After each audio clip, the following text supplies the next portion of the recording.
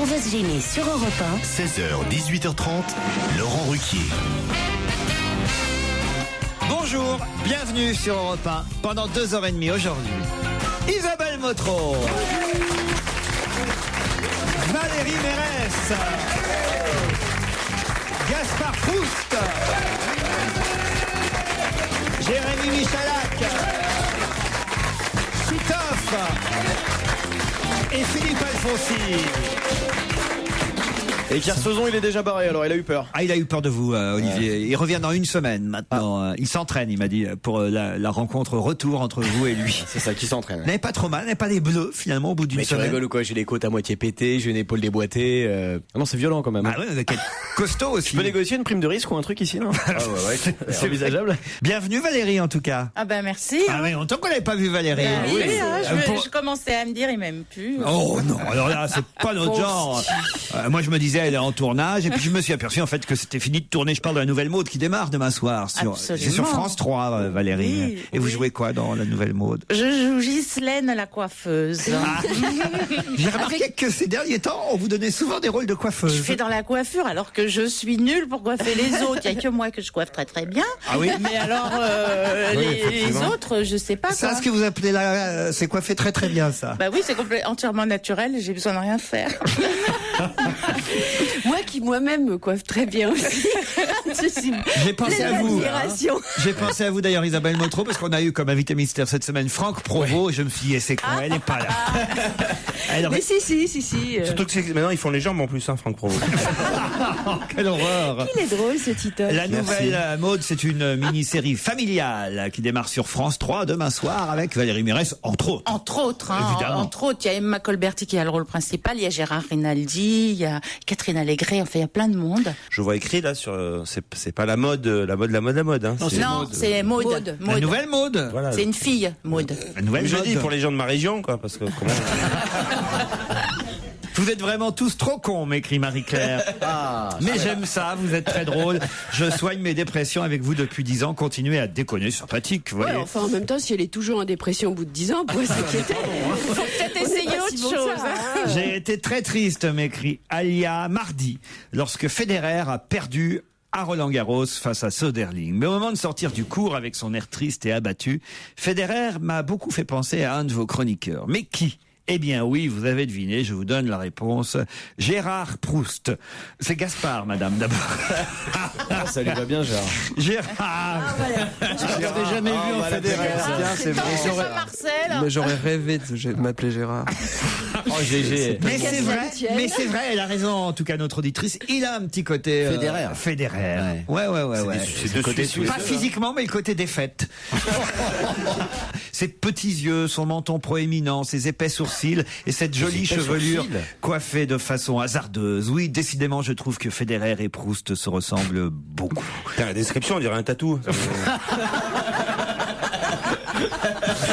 Si on l'a pas en face de nous, je comprends pas, ouais. Bonjour à tous, je tiens à vous remercier pour cette émission qui nous donne chaque jour du bonheur, me dit Myrtille.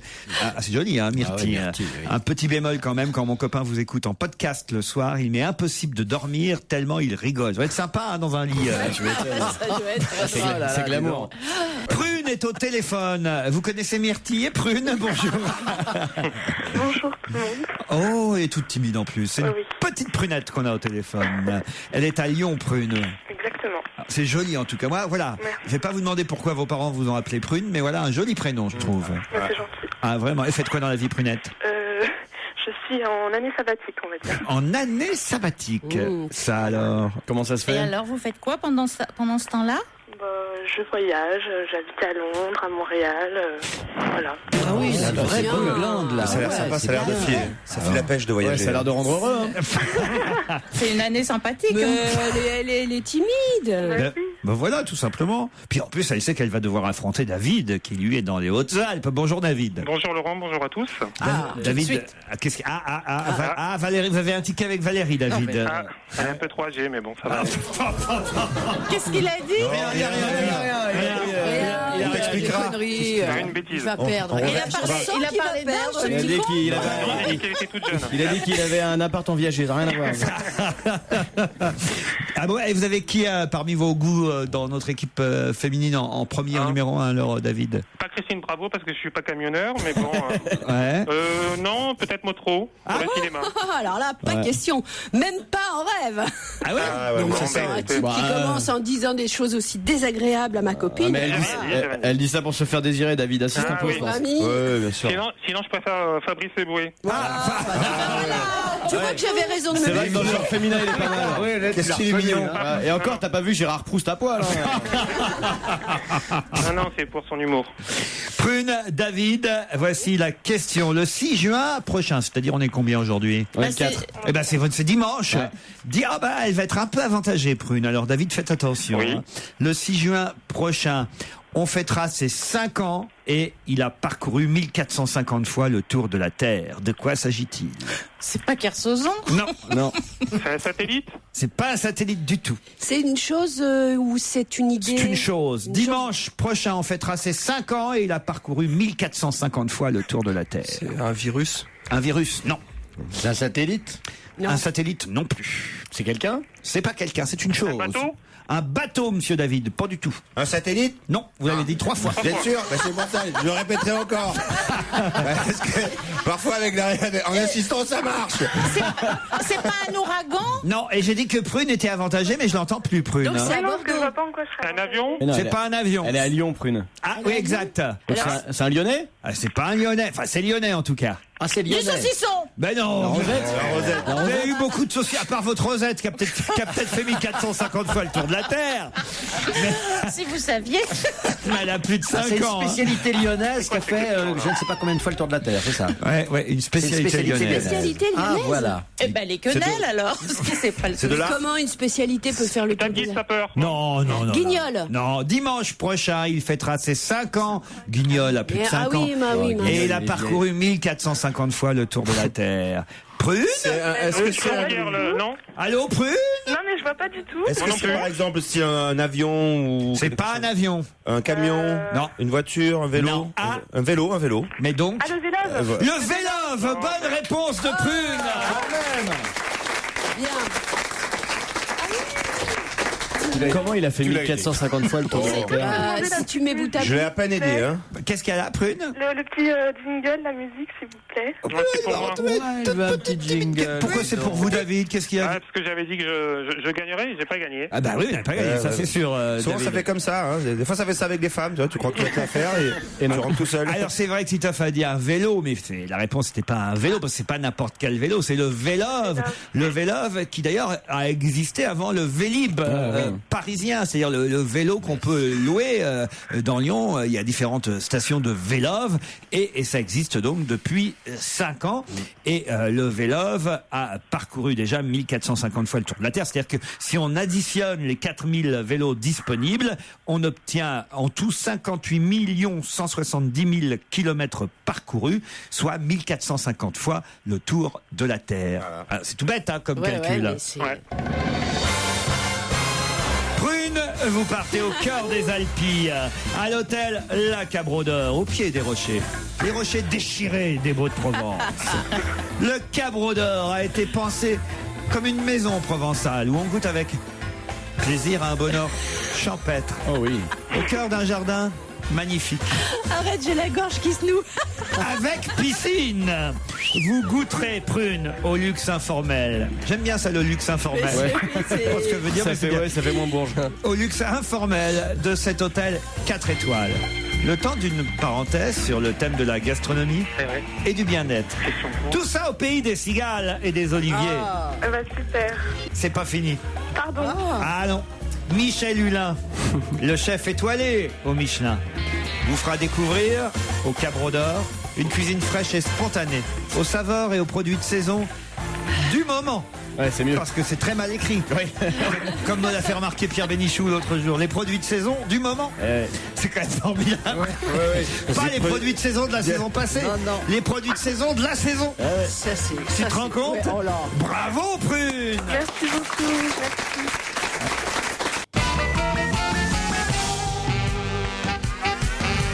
Votre rendez-vous divertissement de l'après-midi se poursuit sur Europe 1 jusqu'à 18h30. C'est On va gêner avec Laurent Ruquier et ses complices, Laurent et ses fameuses questions sur l'actualité. Aujourd'hui et demain, où va-t-on pouvoir voir qu'est-ce qui se passe Non, rien. Je me suis rendu compte que pendant un coup, je parlais comme Stevie. C'est-à-dire Sans faire exprès, j'ai dit il y a les sœurs Bogdanov chez Europe 1 aujourd'hui. Ah oui, c'est vrai que les frères Bogdanov étaient les invités de Nagui ce matin. Et ils étaient encore là quand vous êtes arrivés cet après-midi. Oui, ils ont pas réussi à se téléporter, je crois. Alors moi, je vais plutôt vous parler de l'Indien tabou. Et je vais vous demander, aujourd'hui et demain, où pourra-t-on voir l'Indien tabou? Est-ce que c'est à la télévision qu'on va le voir? Non. Dans la rue, on va le voir. Dans la rue? On pourra le voir en vrai, oui. Aujourd'hui et demain, où et à quelle occasion, évidemment, pourra-t-on voir l'Indien tabou? C'est quel genre d'Indien? C'est plutôt de l'Indien genre Raoni, forêt amazonienne, ou de l'Indien genre Peau-Rouge, ou plutôt genre Village People, tu vois? Alors écoutez, c'est plutôt quel genre d'Indien? C'est pas Raoni, c'est pas non plus votre copain Village People. Ou plutôt de l'Inde. C'est dans une avant-première? Mais si ça devait être plus proche de l'un que de l'autre, je dirais que c'est quand même un peu plus proche des Village People que de Raoni. Oui. C'est pour une avant-première de film? Non. Ça se passera à Paris? Oui, on va le voir à Paris, l'Indien tabou, aujourd'hui et demain. Mais où et à quelle occasion? À Roland-Garros? Non, il n'y a pas d'Indien tabou qui joue à Roland-Garros. On sait pas. Alors, tout ça saurait, on en est quand même aux demi-finales. Tabou, c'est son nom ou c'est sa tribu? Tabou, c'est son nom, il s'appelle Tabou, c'est l'Indien tabou. Il est là à l'occasion d'un événement particulier? C'est pas une pub? Non, il est là, il pense, puis je vous en parle. Oui, forcément, vous voyez, Isabelle Motro. Lié aux Indiens, donc? Comment ça, lié aux Indiens? C'est un événement qui parle des Indiens. Non. Il y a des cow-boys? Oui. Ah, ça m'intéresse. Il n'y a pas qu'un Indien. Est-ce que c'est, par exemple, une parade? C'est un spectacle? C'est un spectacle. Est-ce que c'est... Oh, je me marre. Hein. C'est pas une pièce de Robert Hossein? Non. Faut-il tuer Tabou? Faut-il tuer les Indiens? C'est pas ça. Vous confondez avec l'ours Balou, peut-être. Non, dans le public, je suis sûr qu'il y a certains auditeurs et certaines auditrices qui... Levez la main, ceux qui savent dans le public. Non, personne ne connaît l'Indien tabou. Une fois, Eh bien, je déménage, je quitte cette station et je m'en vais sur Skyrock. Mais souvent, le vendredi, on a des cons dans le public. J'ai remarqué ça. Trouvez la réponse et puis on verra après. Donne-la, toi, je joue pas, moi. Mais même, je suis sûr que même chez eux, dans les voitures, tous les gens qui nous écoutent, personne connaît la réponse. Écoutez, vous êtes ravis, car grâce à cette émission, notre public apprendra quelque chose, et nous sommes là aussi pour ça. C'est un spectacle pour enfants? Mais non, c'est pas un spectacle pour enfants avec l'Indien tabou. Ça se pourrait. C'est dans un vrai théâtre ou c'est dans un endroit créé pour la circonstance? Ça pourrait être dans un vrai théâtre, c'est dans un vrai théâtre, c'est plus qu'un théâtre même. Est-ce qu'il ressemble à Roger Federer? C'est l'opéra. Un cirque? Non, c'est plus qu'un théâtre. C'est un stade? C'est un stade de France. C'est pas le stade de France. Alors, plus qu'un théâtre.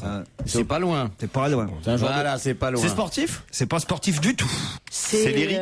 Moi, je pensais que ça allait durer 30 secondes. Tu vois. Non, on n'a pas vu ça. C'est chanté? C'est chanté, monsieur Titoff. C'est une comédie musicale, donc. Pas du tout, C'est un madame concert. Motro. C'est un concert, monsieur Michalak. Un concert de qui? C'est un groupe. Là. C'est un groupe, monsieur Titoff. C'est un groupe et dans le groupe, il y a un Indien, quoi. Qui s'appelle Indien tabou. Tabou, voilà. Bonne réponse de Non, c'est les Red Hot Chili Peppers. Non, c'est les Black Eyed Peas. C'est les Black Eyed Peas. Bonne réponse de Jérémy Michalak. Ouais, parce qu'il y a le moins connu du groupe, c'est l'Indien tabou. Oh là là, mais c'est vachement pervers comme question, Laurent. Pourquoi c'est pervers? Parce que... Il s'appelle Tabou? Il s'appelle Tabou, je l'ai là en photo, Tabou. T-A-B-O. On voit qui c'est maintenant, mais... Voilà. Pas confondre avec Abou. Et vous avez un Philippin, vous avez une Bimbo, vous avez un Afro-Américain dans Black Eyed Peas. Parce que Bimbo, c'est une nationalité. Mais... maintenant, oui. Non, mais c'est dingue. Tu viens d'où? Je suis Bimbo. Très bon. Réveille-toi. C'est bonjour, je viens de Bimboland. Elles se parlent, elles ont carrément un langage entre elles. Elles peuvent se parler entre elles, les bimbos. En tout cas, voilà, il y a un petit côté Village People, évidemment, dans Black Eyed Peas. En tout cas, évidemment, ils représentent chacun. Moins pédé, quoi, mais. C'est pas la même chose. La musique est peut-être un poil meilleure, moins entraînante, peut-être, parce que c'est vrai qu'après tout, on continue à danser, en tout cas vous, sur In the Navy de Village People. Tous les week-ends avec ma mère. Mais les Black Eyed Peas, c'est quand même le gros succès du moment. C'est le groupe numéro 1 dans le monde et ils sont à Bercy ce soir. En parlant de bimbo. Et demain, oui. En parlant de bimbo, ça me revient. J'ai une copine vraiment un jour qui m'a rentré de week-end. Elle m'a dit ce week-end je partais en week-end avec un mec et tout. Bon, c'était pas mon mec. Je vous jure, j'invente rien. Et on est parti. Ça craint. On s'est fait flasher sur l'autoroute à l'aller et au retour. Ça craint. Je t'habillais pareil. Je vous jure, c'est vrai. On va se gêner sur Europe 1. Mots doux. Petite phrase assassine. Grosse connerie. Question citation. Qui a dit je fais 1 heure de sport tous les jours, je pourrais passer les tests pour être gendarme. Quelle phrase inoubliable. Sarkozy. Nicolas Sarkozy, bonne réponse de Valérie Mérès. Non mais t'as gagné parce que Mais c'est il y a hallucinant. que lui pour dire un truc Je l'ai comme dit ça. pour rire. Lui aussi. J'espère que lui aussi. Ah non, il était en visite devant Mais il faisait de la lèche aux policiers. aux gendarmes. Et d'ailleurs, non, c'est quand même écrit dans l'article, soyons honnêtes. Je fais 1 heure de sport tous les jours, je pourrais passer les tests pour être gendarme. Plaisante, Nicolas Sarkozy. Ah oui, mais d'abord, il a pas la taille requise pour être gendarme. C'est vrai. C'est comme Louis de Funès, Ah bon, il pareil. y a un minimum? Pour être gendarme Ouais. Ah non, mais Louis ça de existe Funès, plus. il Ça existe était- plus. Ça, à une époque, il y avait une. Ah, c'est pas sûr, il a peut-être raison, Titoff. C'est comme pour les hôtesses de l'air, hein. Il y a quand même... Ouais, parce que Puis il sinon, faut qu'il elle soit, passe faut pas. qu'elle vienne de Pimboland. Non, il faut surtout qu'elle réussisse à passer dans la rangée entre les fauteuils. Ah là, voilà, vous parlez de taille maximum, mais moi je parlais de taille minimum. Ah oui, c'est pareil. Mais si elle travaille courbée toute la journée. Bah, je sais pas, non, mais par exemple, Mimimati, vous voyez, c'est pas pratique, parce que si la tablette... Elle n'arrive pas à faire C'est passer les pratique, plateaux, quand, quoi. c'est pratique tout. quand tu fais tomber un stylo, des trucs comme ça. quoi. Ah, j'ai perdu mes écouteurs. Je fais 1 heure de sport tous les jours, je pourrais passer les tests pour être gendarme. C'est le chef de l'État qui s'est rendu donc dans une petite brigade locale de gendarmerie du Loir-et-Cher pour écouter le malaise de ces militaires, car rappelons-le, les gendarmes sont avant tout des militaires. Et il a lui-même testé, le président de la République, le fameux taser, le pistolet à impulsion Il a eu mal? électrique. Il a testé sur qui? Sur un journaliste. Il a testé sur un journaliste. Ouais, je vous jure que c'est vrai, sur un journaliste, voilà. Et... C'est dingue, De gauche, un journaliste de gauche. il aurait pu le tester sur lui-même. tu vois. Là, ça aurait fait un court-circuit, je pense. Nicolas Sarkozy a cajolé en tout cas les gendarmes. Ça s'est passé à Lamotte-Beuvron. Je sais pas où c'est exactement En Lamotte-Beuvron. Sologne. C'est quand Philippe Alfonsi, je trouve les bonnes réponses, mais quand c'est pas le jeu. Qu'est-ce qu'on peut aller faire à Tanger pour 250 €? C'est ma Je question. le sais. Allez-y. Ça va pas être drôle parce que c'est la bonne réponse. On va passer son permis de conduire. Bonne réponse de Valérie Mérès. Elle s'est dopée. Moi, j'ai passé mon permis au Maroc. C'est vrai? Mais c'est parce que je vivais là-bas à l'époque. Mais il y quoi. a des gens qui y vont exprès parce que c'est moins cher et plus facile qu'ailleurs. Oui, puis moi, c'était il y a longtemps. Hein. Mais je savais pas qu'en revanche, le permis, quand on le passait là-bas, Il est valable. était valable Mais oui. chez nous en France. C'est pas le cas de tous les pays. Attention, il faut qu'il y ait un accord entre les deux parties. Attention. Si, c'est valable. Vous allez à la préfecture et vous le faites mettre en français. Voilà, oui, ça j'ai bien compris, mais c'est pas valable pour tous les pays, c'est ce que je veux Voilà, dire. ouais. Comment ça se passait au Maroc alors quand t'apprenais à conduire? C'était... Bah, j'ai appris à conduire avec ma mère Une dans voiture. sa voiture. Ouais. Une voiture. Et puis. Non, je sais pas. Enfin, C'est tu mieux. vois. Et puis j'ai passé le code. Alors bon, je répondais approximativement aux questions. Je l'ai eu. Alors après j'étais Un dans panneau la- avec deux bosses, ça j'étais veut dans pas la dire Dodane, ça veut dire voiture. chameau là-bas. Non, puis en plus c'était il y a quand même il y a un moment. Hein. Eh ouais. Mais tu parlais marocain? Non, c'était en français. Ah bon. C'était en français. Et après, j'ai pris la voiture, j'ai conduit. Alors là, je tournais, machin. Puis après, il a fallu que je me gare. Ouais. Et je suis rentrée dans la voiture de derrière. Puis j'ai regardé le gars. J'ai fait oh là là, mais ça c'est parce que je suis nerveuse parce que c'est examen. Ouais. Il m'a dit allez, ça va, c'est bon, tu peux l'avoir. Non, mais c'est dur de faire reculer un âne avec un truc. C'est pas évident. Hein.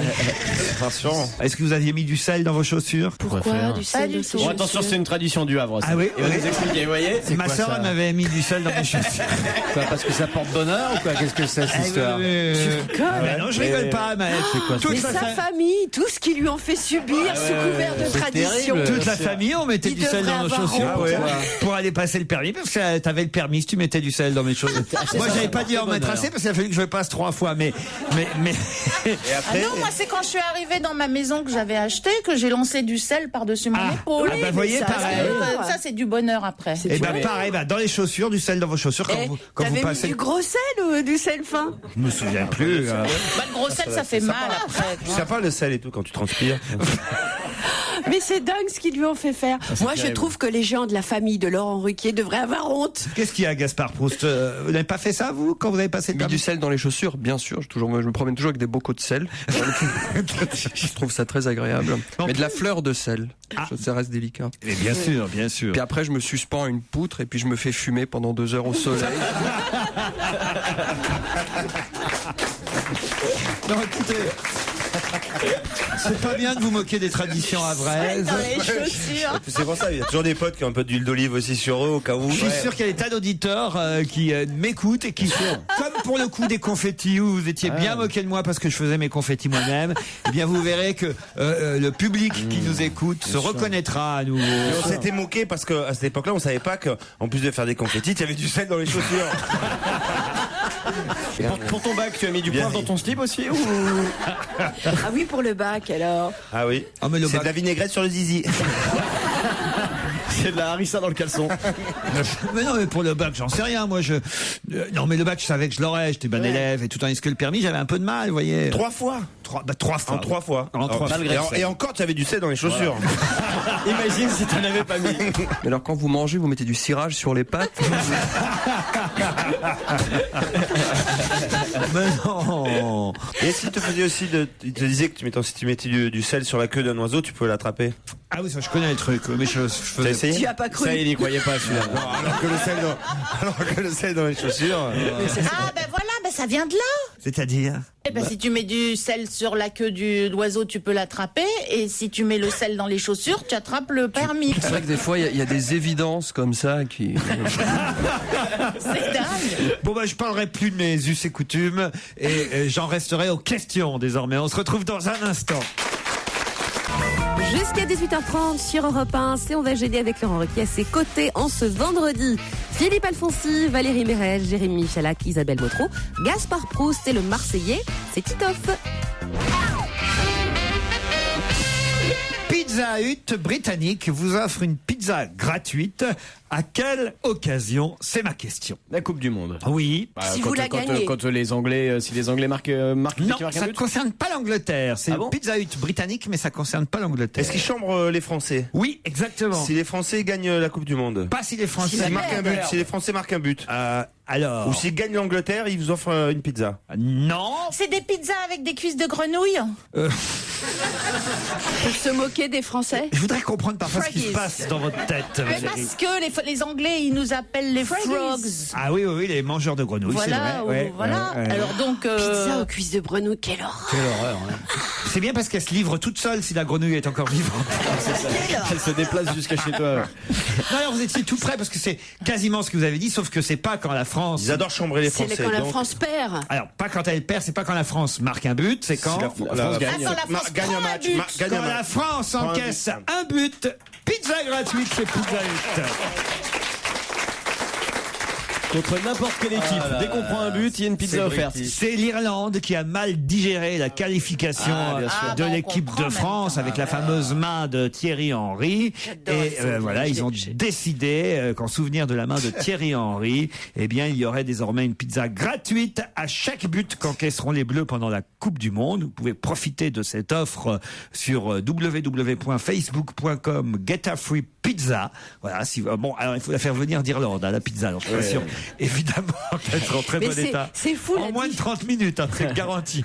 C'est fou la différence entre cette opération-là et l'opération qui consiste à rembourser les téléviseurs si Ouais, on gagne. ouais. Oui, mais ça c'est franchement, moi j'y crois. Vous Non, voulez- non, mais je veux dire, c'est quoi l'état Que la d'esprit France est va gagner tellement différent. Ah mais moi je pense que je trouve qu'on est vraiment très injuste avec ces Bleus et avec Raymond Domenech. T'as entendu le lapsus de Domenech hier? Qu'est-ce qu'il a dit? Ah oui, En il a conférence de presse, il a dit bon, j'espère au moins qu'on va aller jusqu'au 11 juin. 11 juillet. Et après, il a redit encore le mois de Il a juin. redit une connerie derrière. Bah en tout cas non, franchement, on est injuste parce qu'il faut quand même se rappeler qu'il y a 4 ans, lors de la dernière Coupe du Monde, on était en finale, les amis. Il faut Oui, quand même- oui, oui. Non mais il faut quand même réaliser ça et puis que on est là à montrer du doigt Raymond Domenech. Il y a eu combien de Coupes du Monde auxquelles on a participé? Titoff, une quinzaine, 13 Coupes du je Monde sais de pas, foot. exactement. 13 Coupes du Monde.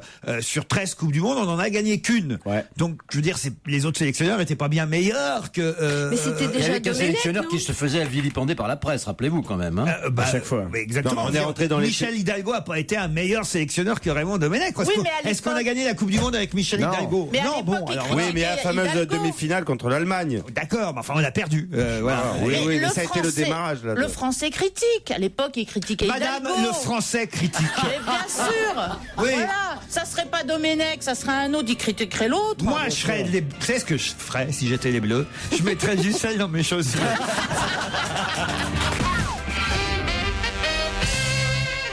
Comment mettre les secours au courant quand vous êtes perdu? Eh bien, en tout cas, un Canadien a trouvé la solution. La semaine dernière, il a été surpris par le mauvais temps en pleine nature et il a trouvé un moyen d'appeler les secours. Lequel? Avec son GPS? Non.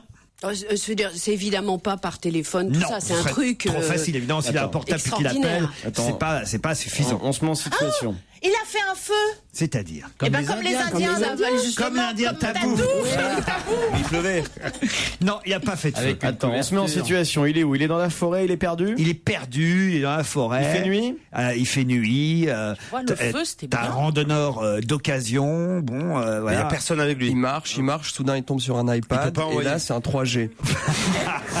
J'ai de la Il chance. peut pas envoyer sa femme. Non, mais il était vraiment perdu. Il a même fallu quand même 24 heures pour que quelqu'un arrive. Mais il a fait quelque chose de très particulier pour qu'on arrive jusqu'à lui. Il a grimpé en haut d'un arbre et il avait un slip rouge. Il a enlevé son slip Et il a agité très vite. il a mis sur la cime de l'arbre. Non. Est-ce qu'il est resté au sol, justement? Non. Il est resté au sol? Non. Ou il a grimpé quelque Non, part? et c'est vrai qu'il a grimpé quelque part. Je sais, il a marché dans la forêt comme ça et il laissait des petites pincées de sel derrière lui. Il a grimpé sur quelque Il est chose. canadien. Qu'est-ce que ça a, un Canadien, toujours avec lui? Un sale accent. Non, Une chemise à carreaux. un sale accent, c'est vrai. Une chemise à carreaux, oui. Et Et une hache. Une hache, bravo. C'était un bûcheron. Alors, Il a coupé des arbres pour faire un Jusqu'à ce que ça gros fasse un cercle. Ouais, voilà. non, Il s'est servi de ça. il s'est servi de ça. Il a tué chaque fois qu'il passait dans une bergerie, il a tué tous les animaux qu'il voyait, les gens, tout mais ça. non, s'il y avait eu des gens, Comme il ça, aurait- ils ont cherché un tueur. Il est monté sur un truc électrique, là, Oui. sur les panneaux électriques, et il a fait une espèce de morse. Il a fait du morse avec sa hache sur le c'est pas panneau loin. électrique. Il a coupé un câble électrique. Non, il a fait un court-circuit pour ça. faire venir les gens du site de l'EDF. Exactement. Mais comme c'était perdu, ils ont dit on n'y va pas, on s'en fout, il y a personne. Non, il a pas fait un court-circuit, il a coupé l'électricité, effectivement, Ah. à la hache. Et évidemment, sur 4 poteaux électriques qu'il a battus, il fallait évidemment qu'au bout d'un moment, le service EDF canadien arrive. Ils sont arrivés 24 heures après. Et là, il a été sauvé. La compagnie d'électricité a envoyé un hélicoptère pour vérifier l'état de la ligne. Et alors, ils ont découvert que les 4 poteaux abattus avaient été abattus par un homme qui était très heureux de les voir arriver. Ah ouais, Ça lui a coûté combien? Il a remboursé Oui, c'est quand ce même, que j'allais j'espère. demander. Parce qu'il a dû- Parce Alors, que la c'est- note a dû être. C'est estimé à $100,000 canadiens, ce qu'il va Ouais. devoir rembourser. Mais il est en vie, c'est déjà Ouais. ça. Il a Bonne pas fait réponse mourir. de Titoff et Jérémy. Heureusement qu'il n'était pas à Marseille ou en Corse, parce qu'il aurait été sauvé, mais un mois après. Quoi. Non mais c'est quand même, faut avoir l'idée. Hein. faut avoir l'idée quand même, c'est génial. T'es là, t'es perdu dans la forêt, il y a personne. Tu te dis tiens Non, mais comment? moi, c'est pas l'idée qu'il faut avoir. Le mec se balade avec une hache. C'est quand un même. Il est Canadien. bûcheron. Il a quand même entraîné un blackout complet, c'est-à-dire absence d'électricité dans toute une commune, la commune de Wollaston Lake, où vivent 1200 habitants. Et c'est parce Et ils qu'ils sont morts. Il s'est sauvé, mais ils sont. Ah oui, c'est ça. T'as le seul hôpital de la région qui était là. Voilà. C'est dommage. Et là, vraiment. Tous les mecs qui étaient dans l'appareil, crac. Je voudrais vous parler de quelqu'un qui a fêté un 60e anniversaire cette semaine. C'était le 3 juin, donc précisément hier, qu'il a fêté ce 60e anniversaire. On l'a surnommé Momo pendant longtemps et il est toujours en vie, il a 91 ans. Alors, quel 60e anniversaire a fêté Momo hier? Donc pas les siens, puisqu'il a 91 ans. C'est quelque chose qui lui est arrivé quand il avait 30 ans. Oui, on dirait même 31, hein, puisqu'il en a 91. Mais une chose qui lui est arrivée ou quelque chose qu'il a fait? Quelque chose qu'il a fait, pas tout seul Il a d'ailleurs, fait. mais il est le seul survivant encore aujourd'hui. C'est quelque chose de bien ou. Ah, c'est un exploit. C'est un exploit sportif. Et je suis surpris que monsieur Alfonsi, qui représente un peu, on va dire, la culture, l'histoire, le passé de notre vie, Momo. Il y a 60 ans, il était petit. Hein. Mais c'est un événement qu'on Il y connaît a tous. 60 ans, vous causiez pas dans le poste encore, non, pas quand même. Est-ce que c'est un événement qu'on connaît tous? En tout cas, Momo, vous le connaissez. Il Ça, a participé à un événement historique? historique, non, mais Un exploit sportif c'est pas un ou quoi? supporter. c'est pas un supporter, Momo, C'est pas du sport. du tout. Si, un peu quand même. C'est un exploit, c'est style de l'alpinisme. Alors quelque chose écoutez comme bien, Momo a 91 ans. Il a fêté un 60e anniversaire le 3 juin, parce que le 3 juin 1950, peut-être quand même que ça va vous rappeler quelque 3 chose, juin, cette date. Évidemment, Philippe Alfonsi. Ce jour-là, le 3 juin Maurice 1950. Pardon? Maurice Herzog. Maurice Herzog. Excellente réponse de Gaspard Proust. On le surnommait Momo. Momo. Maurice Herzog a vaincu le sommet népalais de l'Annapurna. Et il a perdu ses doigts. Et il a perdu ses deux doigts, enfin pas ses doigts, des deux mains gelés. Ancien résistant, devenu homme politique ensuite, Maurice Herzog. Comment ça vous est venu, Gaspard Proust? Ah, parce que je m'intéresse à l'alpinisme. Je suis un alpiniste. C'est un Suisse, plaisir quand perdu. même. Mais c'est vrai que vous allez partir, je crois, cet été, non? Non? Oui, certainement, oui. Certainement. Tâche de pas perdre tes doigts.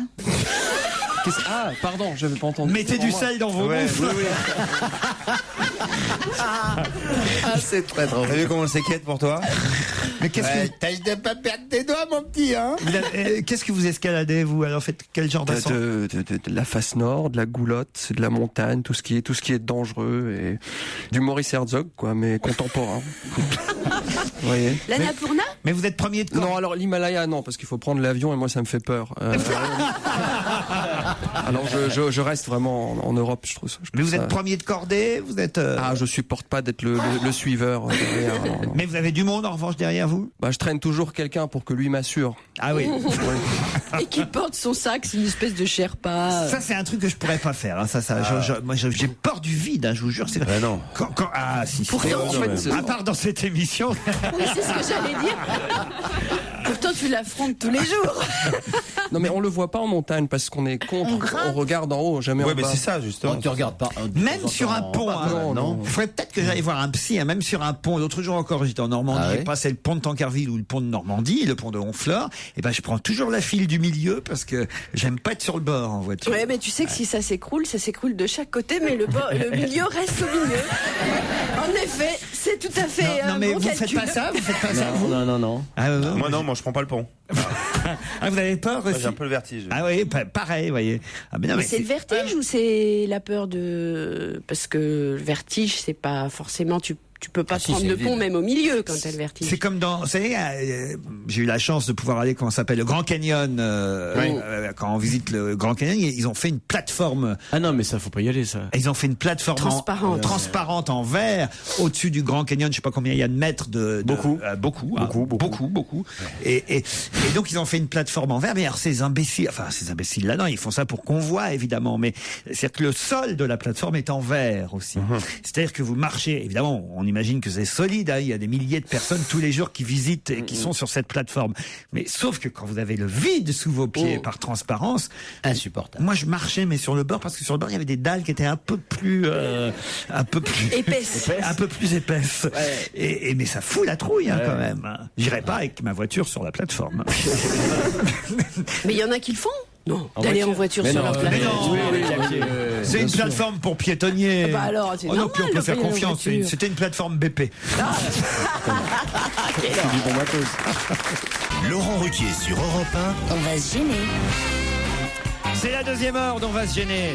Toujours avec Jérémy Michalak, Philippe Alfonsi, Isabelle Motro, Gaspard Proust, Valérie Mérès et Titoff. Sans oublier Marion et Cyril. Bonjour Marion, bonjour Cyril. Bonjour Laurent. Ah, c'est bien, j'aime bien quand collectivement nos auditeurs répondent, ils sont au point, telle une chorale. Marion est à Meylan, en Isère, c'est bien ça? Oui, exactement. Je suis en fait temporairement ici parce que depuis 2 ans, j'habite au pays des ours et des phoques sur la côte ouest du Canada. Ah, très bien. Donc vous nous avez nous, on n'a pas d'ours. Vous nous avez entendu parler. Si vous en avez de temps en temps des ours chez vous quand même. Oui, moi je trouve que je pourrais donner des noms. Hein. Moi aussi. Vous nous avez Pour entendu... les phoques, je me permettrai pas quand même. Vous nous avez entendu parler du bûcheron canadien qui avait réussi à se faire identifier, repérer en coupant l'électricité à la hache. Ah non. Ah non. Eh bien au revoir Marion, ça veut dire que vous n'écoutez pas. C'est perdu. Notre émission. Ça doit être au Québec, ça doit pas être sur l'île de Vancouver là où j'habite. Vous savez qu'en ce moment sur Europe 1, ruquier.europe1.fr, vous avez une enquête pour savoir quelle sera la meilleure chroniqueuse de la semaine. Sans blague. Ça veut dire que Valérie Mérès et Isabelle Motro sont concurrentes. Vous voteriez pour qui vous alors Marion? Écoutez, je voudrais pas ni vexer ni l'une ni l'autre. Je voterai pour les deux. Ah oui. Possible, ça Non mais il y a aussi Vous faites de la politique? Non, mais peut-être un jour, pourquoi pas. Mais il y a aussi Michel Michel Bernier, Claude Sarraute, il y a plein de filles dans l'équipe. Ah ouais, moi j'aime beaucoup Michel Bernier. Ah, Bah moi aussi. Alors voilà. Mais si- Votons Michel Bernier. Voilà. Mais si vous aimez Valérie, vous la verrez demain soir dans une mini-série où elle sera la coiffeuse Ghislaine. Une série familiale, amusante, joyeuse. Oui, c'est drôle et puis on est ému et puis on est un peu triste et puis après on rigole. Il y a tout. C'est une série. Hein, voilà.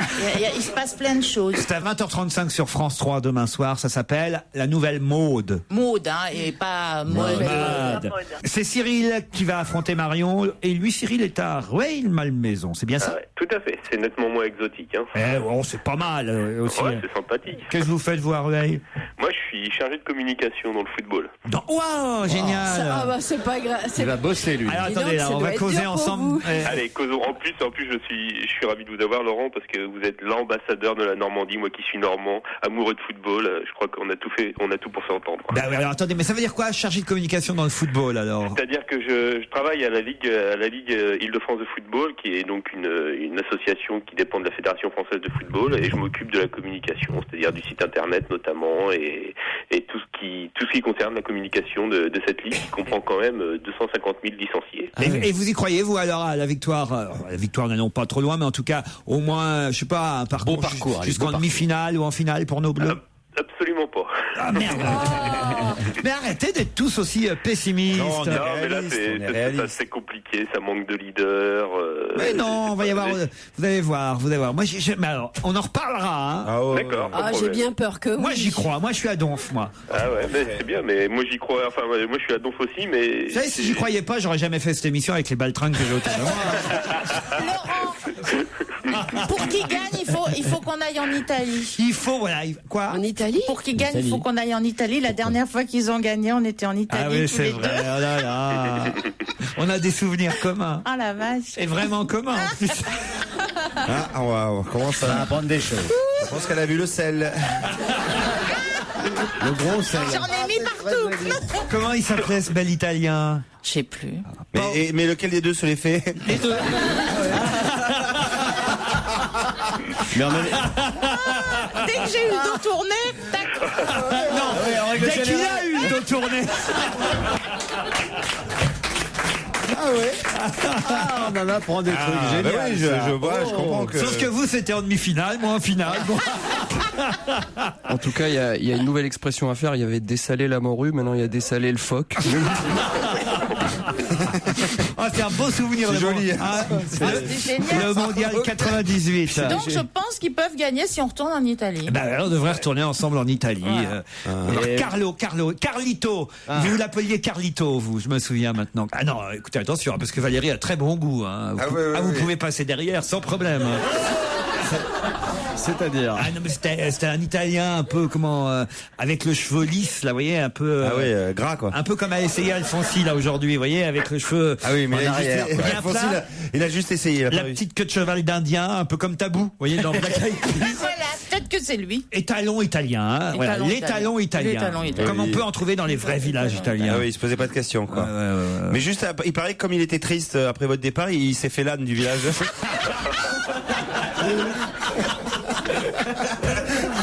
C'était il y a 12 ans. Écoutez. L'âne doit être mort, hein. Il y a prescription, enfin. Il y a prescription. Non, mais pourquoi? Faut dire que Valérie, attention, elle avait tout fait pour j'avais juste joué au billard. Ah ouais. J'ai eu peur, j'ai cru aux billes. Un tout petit peu. Moi, je regardais le match. Et pas dans ce temps-là, Valérie. Elle jouait au billard avec un décolleté, mais qui arrivait jusque sur la table du billard avec le fameux Carlito qui, très vite, est venu à la maison. Le téléfilm demain, c'est dans le même esprit, un peu. Marion, Cyril, voici la question qui va peut-être vous permettre de partir avec le boat en famille. Grâce à la compagnie Le Boat, vous passerez une semaine à bord d'une des embarcations que vous barrerez vous-même, car il n'y a pas besoin de permis. Parce qu'il n'y a pas Carlito. Il n'y a pas besoin de permis bateau, pas besoin de mettre de sel dans vos chaussures. Vous pourrez barrer vous-même ce bateau à bord du Lot, enfin pas à bord du Lot, sur le Lot, sur le canal du Midi, enfin vous voulez quoi, vous Dans débrouillez. l'eau, quoi. Voilà, vous naviguerez à vue, hein, avec votre famille qui chantera pendant que vous barrez tel un marin, la pipe au bord des lèvres. Ouais, ça l'a marqué, Carlito. Marion, Cyril, voici la question donc. Ah, quand même. Vous connaissez Sarah Ferguson? Oui. Ouais. Enfin, pas personnellement, hein, c'est pas ça que je vous demande. Hein. Mais vous savez qu'elle a eu quelques soucis en se faisant évidemment piéger par un journaliste qui se faisait passer pour un homme d'affaires, qui lui a remis, et elle a accepté, c'est tout le problème, une valise d'argent pour qu'il rencontre le prince Andrew, son ex-mari à Sarah Ferguson. Et puis, Sarah Ferguson était aux États-Unis juste après. Elle a même participé au talk show d'Oprah Winfrey. Et là, elle a trouvé une explication. Elle a dit qu'elle était saoule. Qu'elle était bourrée. Alors là, Là, ils sont ensemble. Hein. alors là, Le bon mot, c'est quoi? alors là, c'est pas facile, hein, parce que Bah, il faut qu'ils partent parce que ça veut dire ensemble. que écoute, ils elle l'ont a dit. choisi le mauvais terme. vous savez quoi? Oui. La compagnie Le Boat Non. vous offre à l'un et à l'autre.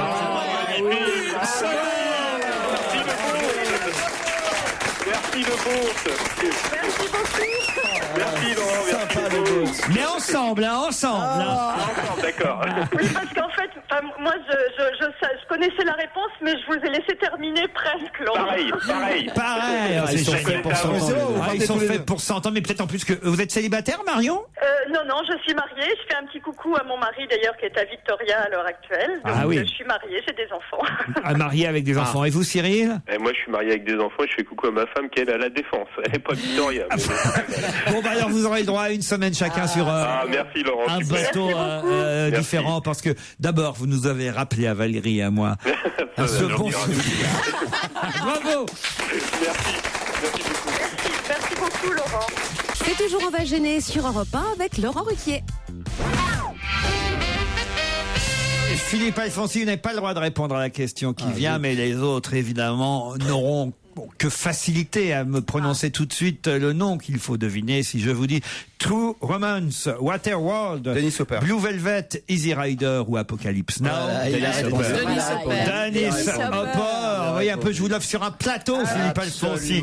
Oui. Puisque c'est le disparu de la semaine à qui vous allez rendre hommage. Quel disparu, dites donc. Enfin, difficile de dire qui était vraiment Dennis Hopper, tant il avait de facettes, de talents, de qualités, de défauts et d'attitudes contradictoires. Alors, c'est un acteur prolifique, 200 films, je ne sais pas si vous vous rendez compte ce que c'est, 200 films. C'est un réalisateur bouillonnant mais rare, 7 films seulement. Et puis, c'est alcoolique et un drogué compulsif, et je crois qu'il a tout essayé et tout... Il était rebelle, hein, il a vitupéré contre les studios, etc. Il en a d'ailleurs été banni 2 fois pendant 10 ans, ce qui est quand même pas mal. C'était également un très grand photographe, hein. Il travaillait pour Vogue, pour Harper's Magazine. Un peintre reconnu et un dandy, vous voyez, enfin c'est vraiment un type à peu près dans tous les excès et dans tous les contraires, qui était un amateur d'art. Il possédait dans sa somptueuse villa de Venice à Los Angeles la plus belle collection d'art contemporain des États-Unis. C'est quand même pas mal pour un type qui a longtemps tiré le diable par la queue. Et ce touche-à-tout de génie était capable du meilleur comme du pire. L'acteur était à la fois le second rôle le plus caricatural, le plus grimaçant de tout le cinéma américain et un acteur de génie. Je vais vous absolument. décevoir, Quoi moi, mais je vais avoir honte. Tant pis, mais moi j'assume parfois mon inculture. Ouais. Quand on m'a appris la disparition de Denis Hopper, saviez pas qui je ne c'était voyais absolument pas qui c'était. Attendez, ça va vous revenir. Ça va vous revenir. Bah, j'avais pas vu Easy Rider, Ça je va suis vous désolé. revenir. Ah ouais, mais Apocalypse Now, je vois même pas quel rôle il a. Alors, Alors, attendez, je vais vous raconter tout ça. mais vraiment, je sais pas non plus, on nous en fait des caisses. Alors, mais c'est si, pas si, John si. Wayne quand même. Mais si, il a donné la réplique à John Wayne. Comme tiens, dirait notre ami Benichou. Benichou, c'est pas Clark Gable, quoi. Hein? Bon, ben rappelez-vous, peut-être que vous vous en rappelez quand même de ça, son interprétation du terrifiant Frank Booth dans Blue Velvet de David Lynch. Vous Mais l'avez non, vu, mais Blue non, Velvet, vous l'avez pas. c'est pareil, c'est pas des films. Un mafieux défoncé, gavé de poppers, qui viole Isabella Rossellini. Isabella Rossellini, tu te rappelles de la scène? Elle est formidable, tu l'as pas vue? Mais non, mais personne ne le connaît. Non, mais quand t'as vu le film, franchement, tu t'en souviens. Voilà. Oui, mais il était voilà. extraordinaire.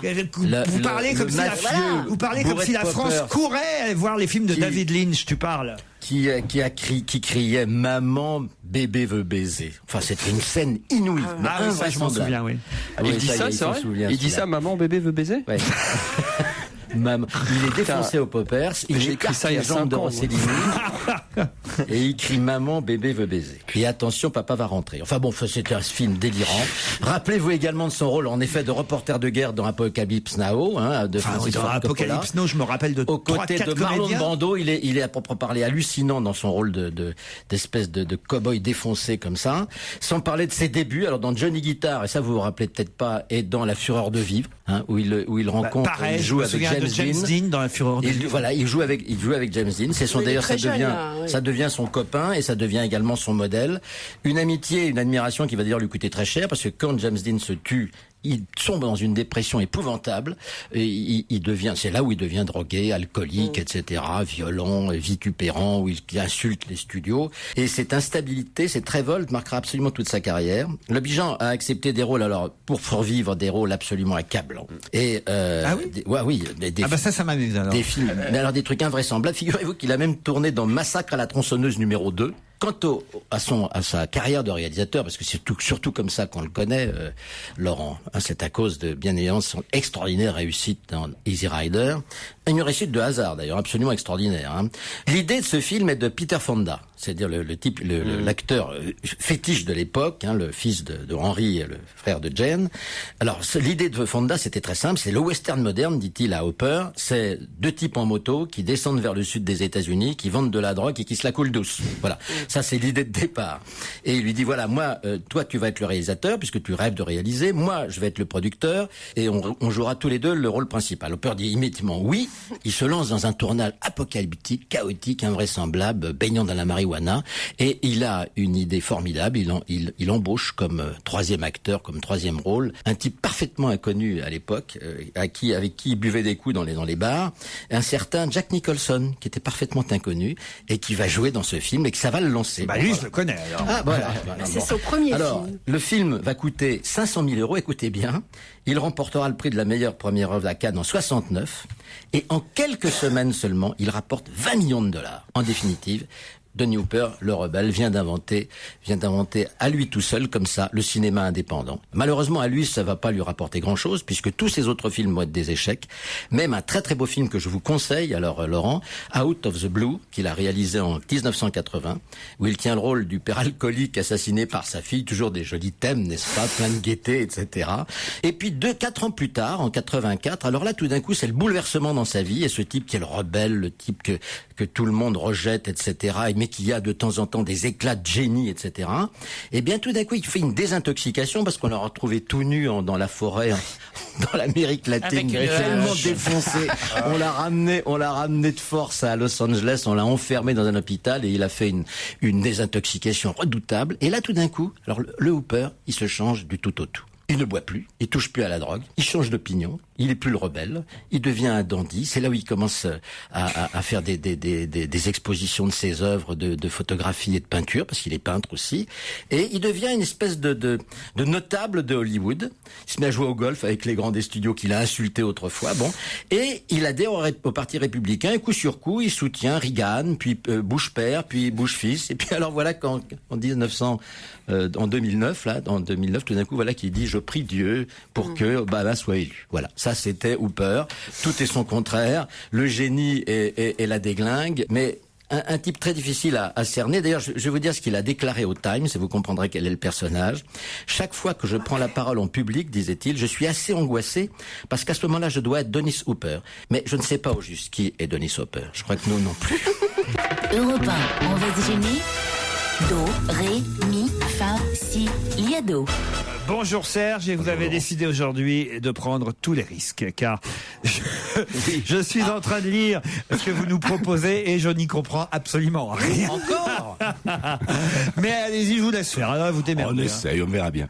Bon, c'est un quiz vrai ou faux. Je vous propose d'écouter 5 extraits sonores. Pour chacun d'entre eux, je formule une affirmation. À vous de me dire, après avoir entendu chacun de ces sons, si ce que j'ai affirmé est vrai ou faux. Alors le premier extrait, c'est un document qui a 1 siècle et demi. C'est le plus vieux enregistrement de l'histoire de l'humanité. Vrai. Pardon.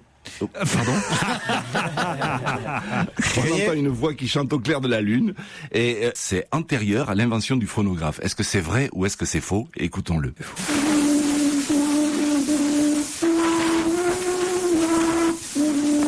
Non.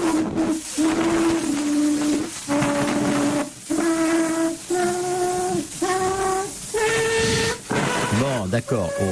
Et les Non, gens moi, je vont pense que c'est éteindre. faux. C'est faux. Non mais attendez, ce que je comprends pas, parce qu'il faudrait quand même qu'on soit clair. Il faut que on dise que ce qu'on vient d'entendre, c'est un vrai ou vrai faux document Voilà. ou c'est un Ou faux un document. canular, voilà. Ah d'accord. Mais c'est toi ça, c'est toi, tu l'as fait dans ta chambre avec ta petite fille ou je sais pas. Ouais, moi, je pense que c'est pas un vrai document. Si, moi je dis que c'est vrai. C'est faux. C'est trop tordu à inventer. Faux. Non, c'est absolument vrai. Ça Tiens. date de 1860. C'est un Français qui a inventé le premier appareil enregistré, le phonotogramme. Ah ouais. C'était du papier noirci au noir de fumée.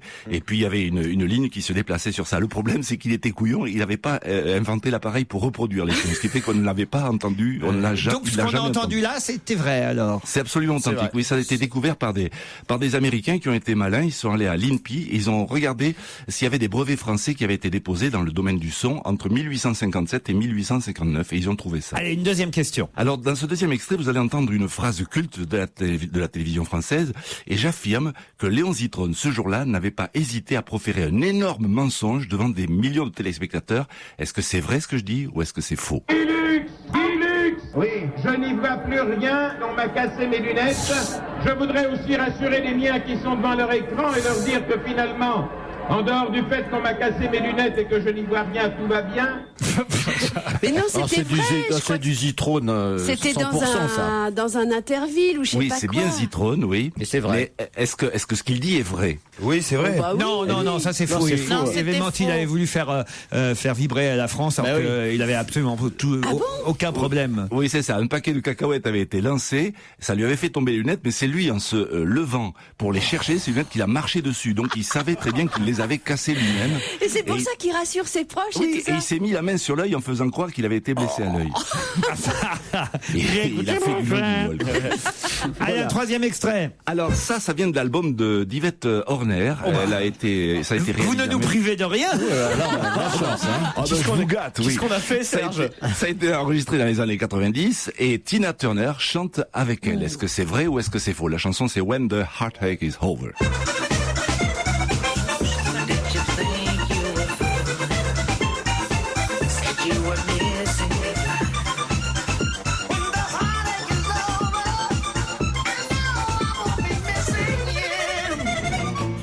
Donc en gros, vous êtes en train de nous raconter, Serge Giado, que Yvette et Tina Turner, enfin, Enregistrés ensemble. Exactement. c'est la famille Turner, quoi. Ouais, c'est ça. Voilà, Voilà. c'est ça. Vous nous prenez pour des cons, Serge Giado. Oui, un peu. Parce que j'allais dire, le mixage est tellement mal fait, parce que t'as déconné avec le mixage. Je vous l'ai dit, c'est vrai. On entendait qu'Yvette, là. non, c'est pas possible. Bon, allez, autre chose alors. Bon, allez, quatrième extrait. Alors, contrairement à ce qu'il dit à longueur d'émission, Olivier de Kersauzon ne dédaigne pas d'écouter de la bonne musique, surtout quand il est en mer, et ce document le prouve. Est-ce que c'est un vrai document ou un canular? Moi, j'adore la musique. Moi. Ouais. La musique me berce comme une vieille aime le perse. Tu vois. Dès que j'entends plus la musique, moi, c'est l'horreur. L'horreur. J'ai commencé à installer un mur de son sur mon bateau. Ouais. Le mât me sert d'antenne pour écouter Serge Giado. Moi, la musique me fait avancer, moi. Merci, Serge. Ça alors, dites donc, mais c'est pas Olivier de Kersauzon, c'est un imitateur. Canteloup, non. Donc c'est faux. Non, moi je crois que c'est vrai, mais il a monté et ce que dit Olivier et pas ce qu'il disait en vérité. Alors, Donc c'est faux. Oui. Non, c'est une imitation. C'est un auditeur de Guingamp qui s'appelle Marc-Antoine Lebré et qui imite à la perfection, je trouve, Kersauzon. ah, vous allez me donner son téléphone parce qu'on va faire. Alors là, On va rigoler, alors là, on va rigoler. Alors lui, je le récupère, lui. Ah oui, oui, il est capable de lui faire dire n'importe quoi. Ah ouais, ça va être génial, ça. Ah oui, oui. Ah Vous oui, voyez oui. qu'on arrive à trouver des petites perles dans mes sons. Alors ça va être formidable. Ah, ça, on va s'amuser, croyez-moi. Vous me l'envoyez, hein. D'accord, je vous donne Oh, le ça c'est dingue. Ah oui, oui, un dernier extrait. Alors, 37 ans plus tard, la voix de cette apprentie chanteuse est devenue une des voix les plus incontournables de la radio française. Est-ce que c'est vrai ou est-ce que c'est faux? In a cavern, in a canyon, excavating for a mine, dwelt a miner, 69er, and his daughter Clementine. Oh my darling. Ah, je crois que vous l'avez reconnu, non? Mais c'est Bravo, Julie. C'est Ouais. Julie, non? Oui, oui, C'est notre Julie de repas, mais je l'ai pas reconnue parce qu'à aucun moment elle ne donne l'heure. Ça date de 1973, ça avait été enregistré par Hubert, vous savez, l'animateur de Salut les copains, et ça a déjà été diffusé dans l'émission de Baffy, mais Julie, qui n'avait jamais entendu ces bandes, ne s'est même pas reconnue. Non, écoutez, je vous dis, Serge, C'est pas mal. j'avais des doutes, et c'était pas si mal. Mais oui, c'est toujours difficile une première fois, mais Voilà. on va essayer de perfectionner. Mais si Fabrice concept. Eboué et Olivier de Kersauzon avaient été là, je suis pas sûr que vous auriez eu le même succès. C'est pour ça que j'allais profiter. Il y avait une fenêtre de tir. Mais dans le fond, c'était pas si mal. Bravo à lundi. On va gêner se poursuit sur Europe 1 jusqu'à 18h30 avec Laurent Ruquier, bien entendu, à ses côtés en ce vendredi 4 juin. Philippe Alfonsi, Isabelle Motro, Gaspard Proust, Titov, Valérie Mérès et Jérémy Joujou Michalak. Europe 1, on va se gêner. Le livre de la semaine. Le livre de la semaine s'appelle Le Quai de Ouistreham. C'est publié aux éditions de l'Olivier et c'est signé Florence Aubenas, qu'on connaît tous pour sa carrière de journaliste à Libération et de grand reporter au Nouvel Observateur, mais aussi évidemment pour le fait qu'elle ait été retenue en otage puis libérée. Là, alors ça n'a rien à voir avec ça, ce dont elle nous parle, mais c'est une véritable enquête. C'est un vrai travail de journaliste puisqu'elle s'est glissée dans la peau d'une femme de ménage. Hein, c'est bien ça. Florence Journalisme d'immersion. Aubenas, Le Quai de Ouistreham. Alors, je sais pas, Valérie, vous l'avez lu? Alors écoutez Laurent, moi j'ai un petit problème parce que je pense que c'est un bouquin formidable. Le problème, c'est que c'est un peu ce qu'est le documentaire À la fiction. à la fiction. Et moi, je n'aime que la fiction. Donc, je n'arrive pas à rentrer dans des histoires véritables parce que j'aime pas regarder les documentaires à la télé, par exemple. Non, parce que ce qui est vrai m'angoisse. Je trouve ça triste. Moi, je préfère Mamma Mia ou Sex in the City, quoi. Que des documents, tout ça, parce que je sais que c'est du faux et que voilà. Donc, j'ai essayé de le lire, mais en sachant que c'était quelque chose de vrai. Et quand c'est vrai, ça m'angoisse, donc j'arrive pas à lire. Alors, il faut quand même expliquer qu'elle s'est mise dans la peau d'une femme de ménage, mais que personne ne savait qu'elle était journaliste, évidemment, tout au long de cette enquête. Elle s'est installée à Caen. Et elle est allée donc au comment on appelle ça, Pôle emploi pour essayer de trouver du boulot. Alors, et personne ne l'a reconnue. Alors une seule fois. Quelqu'un. Non mais elle est devenue blonde, elle s'est teint les cheveux en blond et elle portait des lunettes. Mais ce qui est fou, c'est qu'elle a gardé son nom, quoi. Ouais. Isabelle Motro, comment vous avez trouvé ça? Moi, j'ai vraiment beaucoup aimé ce livre. D'abord, je trouve que la démarche elle-même m'avait plu parce que effectivement, elle a vraiment joué le jeu, c'est-à-dire qu'elle a pris une chambre de bonne vraiment bas de gamme à Caen. Elle a dit qu'elle avait travaillé en fait avec son mari pendant 20 ans. Qu'il était parti et que donc elle avait aucune qualification, que le bac. Donc elle s'est présentée comme ça, donc elle a vraiment rien quoi au départ pour trouver du boulot. Et elle joue le jeu jusqu'au bout. Elle emprunte une voiture, elle essaye de vivre avec vraiment ce qu'elle gagne, etc. Et là on découvre un monde qu'on connaît heureusement pour nous pas très bien, nous qui sommes autour de cette table, mais qu'on peut rencontrer très vite si on n'a plus d'argent et plus de travail, ça c'est vrai aussi, et qui fait très très peur, quoi. C'est-à-dire qu'on est avec des gens qui sont vraiment le lumpen prolétariat, c'est-à-dire qu'ils n'ont pas un rond, ils ont presque rien pour vivre, ils sont soignés avec la CSU, c'est-à-dire que la plupart des médecins leur refusent leur cabinet parce qu'on sait très bien qu'ils ont des problèmes pour récupérer l'argent après, donc voilà. C'est des gens qui vont jusqu'à souffrir des dents jusqu'au dernier moment pour pouvoir tous se faire arracher et se faire mettre des dentiers qui là sont remboursés intégralement, des gens qui mangent quand ils peuvent. Enfin voilà, c'est vraiment le bas de la société et tout ce qui leur arrive, c'est-à-dire comment ils sont considérés, très très mal, humiliés, et comment entre eux ils essayent de survivre, de s'organiser et comment ils supportent ça, ce qui est le plus révoltant, je trouve, c'est-à-dire qu'à un moment donné, ces gens-là finissent par accepter des choses inacceptables parce qu'ils n'ont pas le choix.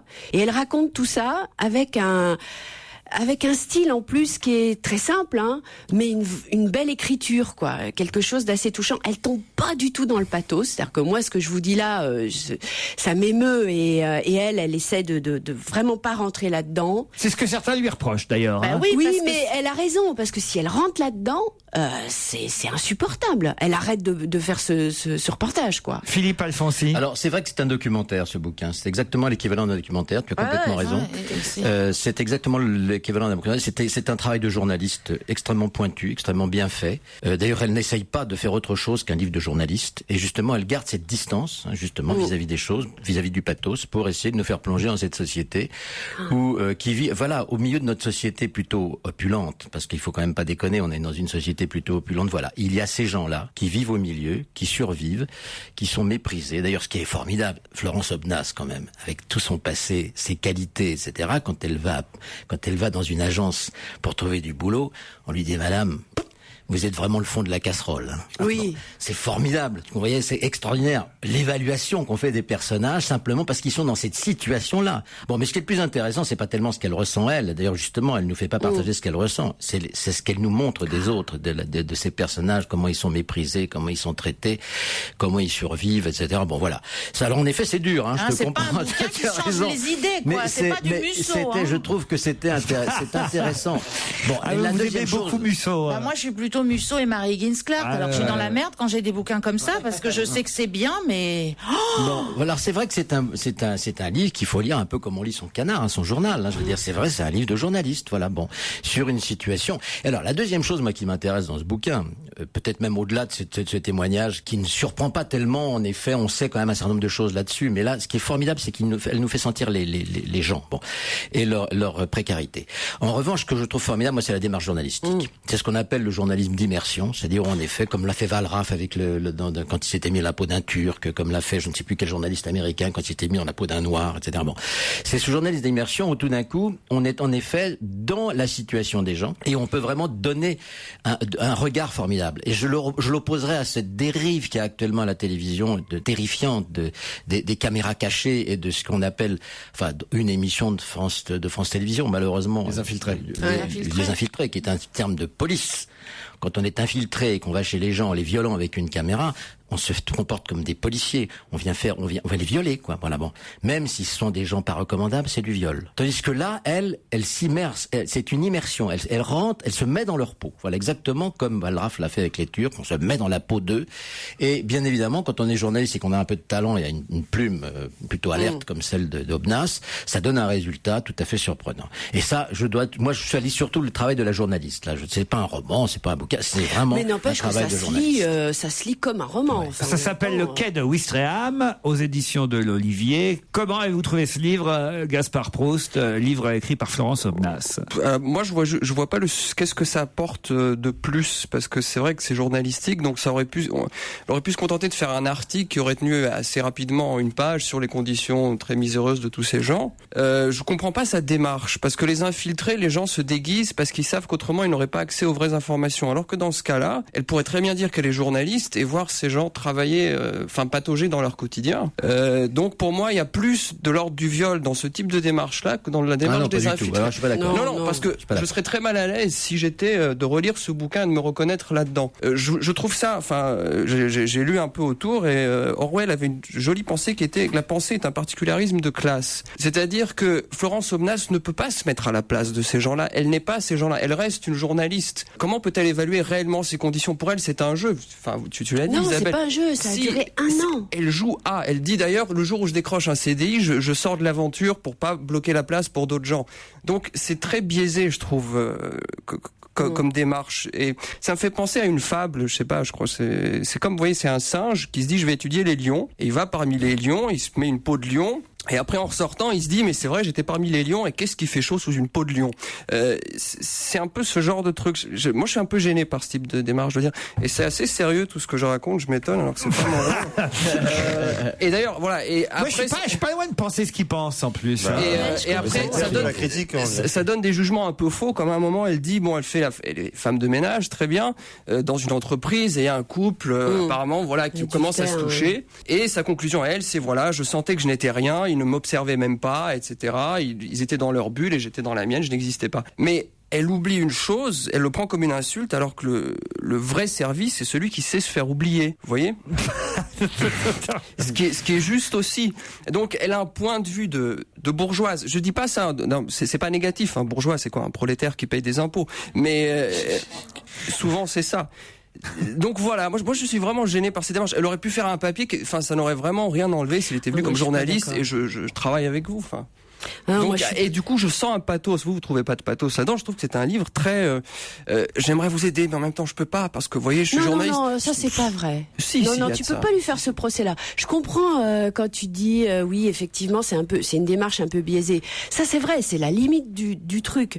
Mais en même temps, un papier, c'est pas comme une immersion pendant 1 an où là, elle remarque des détails, des choses, la façon dont les gens vivent qu'on n'a jamais lu nulle part. Le Quai de Ouistreham aux éditions de l'Olivier, c'est signé Florence Aubenas. L'humour est le plus court chemin d'un homme à un autre, aime à dire l'illustrateur de bande dessinée Georges Wolinski. Et de la proximité, Laurent Ruquier vous en propose tous les après-midi sur Europe 1, de la culture aussi. C'est ça, on va gêner de l'humour et là du 7e art. Europe 1, on va se gêner. Ciné. Motro. Oh, je crois que Monique Pantel va être au bord des larmes au téléphone parce qu'elle a adoré un film sorti mercredi dernier, un film pourtant que tout le monde n'aime pas autant. Hein. Il y a certains je sais déjà que la Motro va pas aimer, mais je m'en fous. Il y a certains qui passent un peu les lèvres. Et même ce matin sur Europe 1, j'ai entendu chez Marc-Olivier Fogiel, Julie justement qui disait non, moi je marche pas à ce genre de film. Bon, mais tant mieux. Alors vous avez adoré La Tête en friche. Trincon, le Depardieu nouveau est arrivé. Grand, gros, appétissant, attendrissant. Il a trouvé sa voix et celle de nos cœurs. Dans le cinéma où j'ai vu La Tête en friche de Jean Becker, ça vibrait de partout. Des ondes allaient d'un siège à l'autre et nous déliaient les sentiments. Ceux qui ne seront pas bouleversés, je les emmerde. J'ai dit dans le film cette phrase que j'ai applaudie. Ça, c'est fait. Au début, il est un lourdeau de province, de campagne, et même presque un analphabète. Il n'a aucune confiance en lui et passe son temps à picoler avec des crétins. Et puis la vieille dame arrive, c'est Gisèle Casadussus. C'est la vie de Titoff, là, que tu racontes? Adorable de tendresse. Je Sur un réponds banc même pas. de square, elle lui lit les livres qu'elle aime. Et comme une fleur au soleil, Gégé s'ouvre à la lecture, c'est magique. Ce qui me tue, c'est ces intellos, ou qui se croient tels, et qui disent que ce film est franchouillard, bébête en somme. Mais messieurs et mesdames, ne dit-on pas aux parles de enfants Jérémy qu'il faut Chalac, là lire, que c'est nécessaire et que ça fait du bien? Moi, j'aime la lecture, le cinéma, Gégé et la vieille dame. Bon, La Tête en friche a énormément plu à Monique Pantel, mais de toute façon, c'est à chaque fois le cas. Dès qu'il y a un film de Jean Becker qui sort, il y a une polémique et c'est vrai que parfois certains journaux, je pense à Libération qui avait traité Becker de pétainiste quasiment au moment de la sortie des Enfants du Marais et autres. C'est vrai que moi, les films de Becker, je les aime plutôt aussi. Pas tous. Eh ben, il marche très fort en plus, comme la Motro le dira Et pas. j'ai hâte d'aller voir La Tête en friche. Bravo, Laurent. Isabelle Motro. Alors c'est vrai qu'il marche très fort, hein, presque autant que Sex in the City. Et pourtant c'est pas le même genre de film. Non, pas du tout. Je vous laisse en tirer les conclusions que vous souhaitez. Mais vous, alors vous? Je trouve que Gérard Depardieu est quand même extraordinaire, ça faut le reconnaître, quoi qu'il en soit. Gisèle Casatsu aussi. Gisèle Casatsu aussi, mais moi c'est pas tellement eux, ils sont très bien, hein, c'est des grands comédiens. Puis Depardieu, c'est vrai que depuis quelque temps, d'un seul coup, il renaît quoi. Il est plus qu'un comédien. Voilà. Il joue pas. Il est le personnage. Voilà, mais moi ce qui m'ennuie, c'est que je trouve que Becker finalement est pas à la hauteur de Depardieu. Sex and the City 2. Alors, est-ce que les... Eh ben, c'est pareil que les autres fois. Est-ce que les cheveux gaufrés vous ont plu, Monique? Non, pas du tout. Non. Heureusement, quand même, à un moment, toutes ces pétasses partent sur une île, vous savez, un émirat factice à Dubaï, je crois. Oui. Un chèque qui a plein de provisions les a invités là-bas. Alors, tout est grand. Elle ne s'arrête pas de dire que c'est grand, en particulier autre chose que j'ose pas dire. Mais dans la rue, en embrassant un amoureux, la blonde qui est la meilleure, elle se fait arrêter par la police. Ça, c'est rigolo, voilà. Bon, Sarah Jessica Parker et ses copines, ça va cartonner de toute façon. Ça. Mais en tout cas, les gens se tordaient de rire à l'avant-première où j'étais. Ouais, ça cartonne déjà. Donc c'est pas pour vous, mais ça plaît au public. Beaucoup. Moi, quand je l'ai vu dans une avant-première, effectivement, alors j'étais entourée de petites jeunes filles qui étaient au bord de l'évanouissement, quoi, au bord de la syncope. Dès que le film a commencé, on entendait des hurlements. Il y a des vrais fans de la série. Ah, mais incroyable, quoi. Et mais ce que je comprends pas, c'est qu'elles sont vieilles quand même. Et alors voilà. Et alors, on n'a pas le droit d'être vieille. Non, mais c'est pas ça. C'est-à-dire que visiblement, elle le supporte pas parce que c'est pas tellement qu'elle soit vieille qui est choquant, c'est que elle l'assume pas. Mais elles sont vieilles pour que les petites jeunes filles les adorent. Oui. Et alors, là, le botox. Il y a des vrais fans de cette série. Le botox, ça fait des ravages quand même chez ces héroïnes. Puis Sarah Jessica, faut qu'elle regrossisse. Et puis alors, elle est trop maigre. Bravo, je sais pas qu'à dire ça, mais c'est très vrai. Valérie. C'est Valérie. non, mais donc c'est vrai. Évidemment, je peux lui en donner quelques-uns des kilos, remarque. Et donc c'est complètement. Valérie, comment vas-tu? Ça va, écoute, ma chérie, merci. Donc c'est assez consternant quand même ce film, mais je dois dire que il y a une scène absolument jouissive qui se passe au cœur de l'émirat arabe fictif, avec des barbus qui essaient d'empêcher une des femmes de voilà. Enfin bon, je vais pas raconter toute la scène, mais il y a un moment vraiment où, en tant que femme, on est très contente de ces réactions. Et j'étais très étonnée que ce film, qui est quand même un film américain de marketing à mort, propose des scènes comme ça. Il y a une scène féministe. Ah ouais, il y a une scène super féministe exceptionnelle. Et autour de la burqa, etc. J'étais épatée. Ah ouais, elle est vraiment bien cette scène, c'est vrai qu'elle est... Non mais on peut pas la raconter parce que vraiment il faut la découvrir. Mais ça a été tourné au Maroc parce qu'ils pouvaient pas tourner ça dans un. Ah bah non, ça c'est certain. Gaspard, vous l'avez vu? Pas du tout. Pas du tout. Rabia, un film hispano-colombien. Et dans un moment de grande folie, je suis allée voir ce navetto espagnolo. J'étais sola dans la sala et j'ai fini par avoir très peur et je me suis taillée. C'est l'histoire d'un typo qui est très méchano et qui tue par hasard un type. Et voilà. On dirait une chanson de Philippe Risoli. Il se réfugie dans... Tu tasses les bananas. Il couche avec une fille. Rabia, ça s'appelle, mais vous ne le conseillez pas. Bon, écoutez, de toute façon, il y a de quoi faire. Ça marche pas trop. La tête en friche avec Gérard Depardieu et Gisèle Casatsus. C'est surtout le film qui a retenu Monique Pantel cette semaine. Bon, Isabelle Motro un peu moins, on l'aura compris. On s'en fout. Et Sex and the City 2 pour aller s'amuser pour les fans, entre copains et copines qui aiment la série. Et il y a deux scènes pour les qui femmes. sont quand même. Bon, je vous arrête là parce que l'invité d'honneur est arrivé et l'invité patiente dans la loge depuis un petit moment déjà. Alors il est temps de laisser la place au titre de 18h et on se retrouve après pour jouer tous ensemble.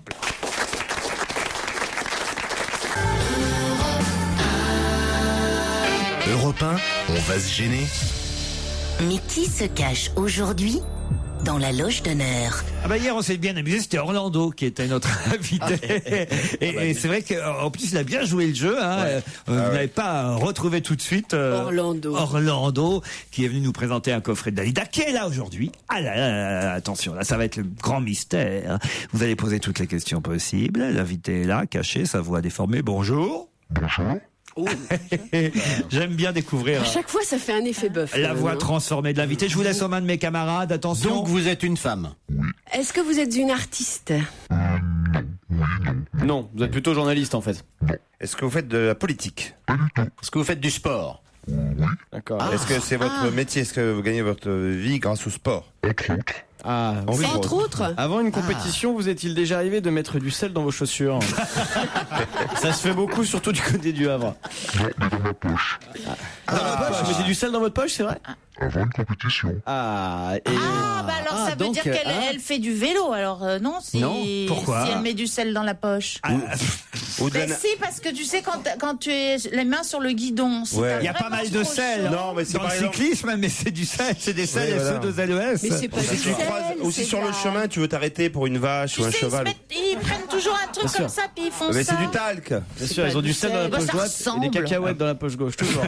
Est-ce que vous êtes toujours en activité sportive ou est-ce que vous êtes un peu à la retraite? Tout à fait en activité. Tout à fait en activité. Est-ce que vous avez de très longues jambes? Pas du tout. Vous avez des jambes? J'en ai. Heureusement qu'elle a dit oui, quoi. C'est pas dans la merde, sinon. Ouais, c'est ça. Est-ce que c'est un sport gracieux que vous faites? Ça peut l'être, absolument. Est-ce que c'est un sport qui est également pratiqué par des hommes ou c'est exclusivement féminin? Non, par des hommes aussi. Est-ce que ça se pratique avec un objet, genre une raquette, un poids, un marteau? Une Pas hache. du tout. Pas du tout. Vous voulez un indice sonore? Oui, allons-y, oui, ça m'a- Le sport est vraiment sa vie. Et voici un deuxième indice avant une page de pub.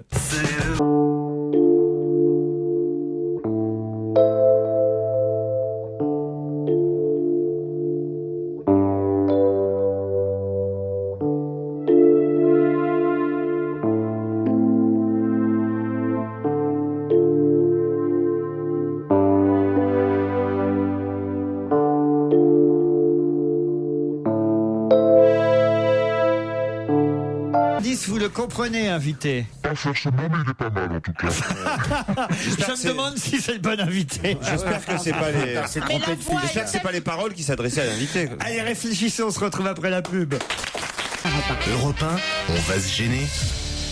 Mais qui se cache aujourd'hui dans la loge d'honneur? Même moi, je me pose la question. Pour en revenir à notre... juste avant la pub, là, on a entendu un indice où c'était la chanson de Gainsbourg. Requiem pour un con. Requiem pour un con. Est-ce que par hasard, vous avez fait une apparition dans le film de Johann Sfar sur Gainsbourg? Dans le film Pas de du Johann Sfar, non. Mais on vous a déjà vu au cinéma. Dans le film de Gainsbourg. Non, parce que cette bande originale, la chanson de Serge Gainsbourg, au départ, c'est pas du tout... Ah oui, c'est vrai, c'est dans un autre film. C'est dans un autre film. Voilà. Et c'est dans ce film-là qu'on vous a vu. Je peux même vous dire quel film. Hein. Oui, parce que de toute façon, vous avez l'air de bien sécher. C'est le Pacha de Lautner. C'est bien ça? J'aurais pas trouvé. Oui, mais alors c'est vraiment un courant d'air hein, dans ce film. Oui, mais les indices que je donne généralement sont faits évidemment pour pas aider mes camarades. Hein. Oui, parce que alors là, franchement, le Pacha de Lautner... Vous avez tourné dans beaucoup de films? Quelques-uns, 5 ou 6. Et est-ce que dans ces films-là, vous êtes là? Oui. Ah, ça c'est Chantal Lobby. Le film de Chantal Lobby.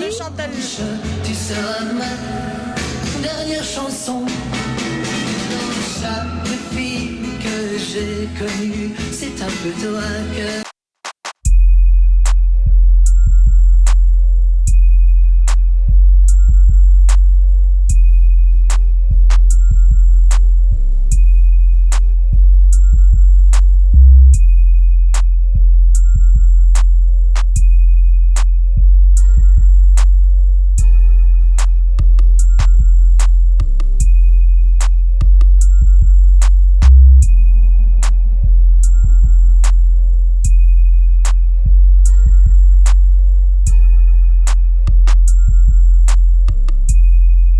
C'est pas mais c'est pas ce pourquoi notre invité est connu. Alors écoutez, on va oublier le cinéma parce que franchement c'est vrai que ce sont des apparitions à chaque fois et que les premiers indices c'est toujours un peu pour vous perdre évidemment. Gagner. Alors on va passer à autre chose. Une partie